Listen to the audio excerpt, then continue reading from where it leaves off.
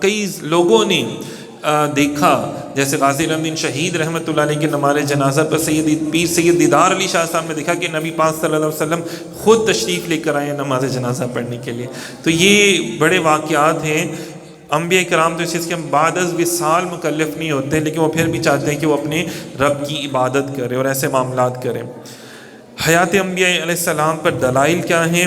صحیح مسلم میں حضرت انس رضی اللہ تعالیٰ عنہ سے روایت ہے کہ رسول اللہ صلی اللہ علیہ وسلم نے فرمایا، شب معراج موسیٰ علیہ السلام کے پاس سے ہمارا گزر ہوا اور وہ سرخ ٹیلے کے پاس اپنی قبر میں نماز پڑھ رہے تھے۔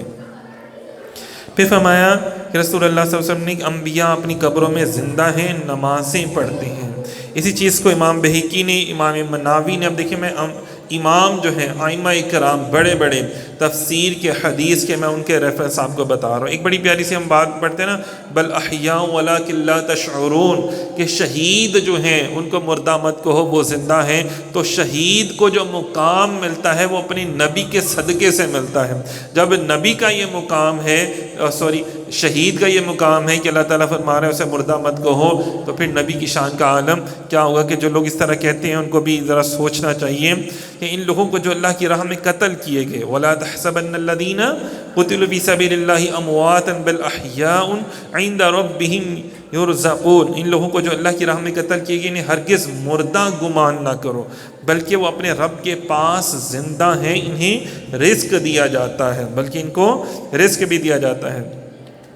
تو جب شہید زندہ ہیں، انبیاء کرام اور صدیقین بطریق اولا زندہ ہوں گے، کیونکہ ان کا مقام شہداء سے بلند ہوتا ہے۔ اب ایک روایت بھی ہے کہ اما عائشہ صدیقہ رضی اللہ تعالیٰ عنہ سے روایت ہے کہ میں اپنے گھر میں، جس میں رسول اللہ صلی اللہ علیہ وسلم، میرے والد حضرت سیدنا ابو بکر صدیق رضی اللہ تعالیٰ عنہ آرام فرماتے ہیں۔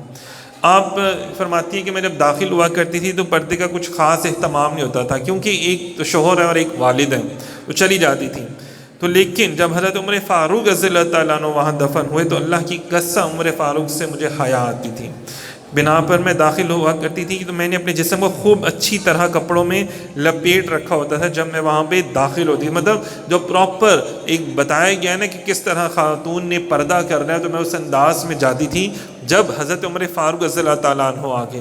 حالانکہ دیکھا جائے تو ان کا تو وصال ہو گیا اور وہ تو مٹی کے نیچے مدفن ہے، لیکن اما عائشہ صدیقہ رضی اللہ تعالیٰ عنہ جن کی زندگی کا بڑا حصہ حضور علیہ السلام کے ساتھ گزرا، جو ان کو دین سمجھ آیا وہ ہمیں تو سمجھ میں نہیں آ سکتا نا، تو جو انہوں نے ہمیں دین بتایا اصل تو دین وہی ہے نا، تو وہ کیا فرما رہی ہیں؟ وہ تو سرکار کو زندہ سمجھ رہی ہیں، وہ اپنے بابا جان کو بھی زندہ سمجھ رہی ہیں، وہ حضرت عمر فاروق رضی اللہ تعالیٰ عنہ کو بھی زندہ سمجھ رہی ہیں، حالانکہ ان کے سامنے ان تین ہستیوں کا وصال ہوا ہے، نماز جنازہ ہوا ہے، سب کچھ ہوا ہے، لیکن وہ یہ جانتی تھی کہ قرآن پاک میں اللہ نے فرمایا ان کو زندہ، تو وہ ان کو زندہ سمجھ رہی ہیں۔ کتنی بڑی بات ہے نا۔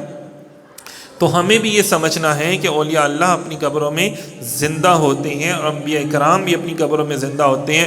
تو یہ دیکھیں جو ہم کہتے ہیں السلام علیکم یا اہل القبور، اگر وہ نہیں سنتے تو جواب کیسے دیں گے؟ بڑی مشہور روایت جو ہم اپنی کتابوں میں بھی پڑھتے آئے ہیں کہ ایک مرتبہ جب غزوہ بدر ہوا تو لاشوں کا ڈھیر لگا ہوا تھا، تو حضرت نبی پاک صلی اللہ علیہ وسلم نے ان کی طرف اشارہ کر کے فرمایا کہ کاش تم میری بات مان لیتے تو ایسے نہ پڑے ہوتے۔ تو حضرت عمر فاروق رضی اللہ تعالیٰ نے پوچھے، یا رسول اللہ کیا یہ ہمیں سن سکتے ہیں؟ فرمایا عمر آپ سے زیادہ یہ سن سکتے ہیں، دیکھ سکتے ہیں، محسوس کر سکتے ہیں، بات نہیں کر سکتے۔ بس ان کو بڑی چیزوں کے بارے میں پتہ ہوتا ہے، کیونکہ ظاہری بات ہے جسم ہے نا، جسم کی طاقت محدود ہوتی ہے، روح کی طاقت لامحدود ہوتی ہے، تو روح جو ہے وہ پھر ہماری ہر چیز کو سننا شروع کر دیتی ہے۔ ہاں بس وہ ہم سے بات نہیں کر سکتی، ہاں لیکن جو اللہ والے، خاص اللہ والے جو لوگ ہوتے ہیں جن کی قلب اتنے صاف ہو چکے ہوتے ہیں، تو پھر ان کو ہر چیز سنائی بھی دیتی ہے، وہ دیکھتے بھی ہیں نا۔ تو یہ دیکھیں کتنی بڑی بات ہے۔ آگے چلتے ہیں، اس کو اتنا رہنے دیں، کٹ کر دیں۔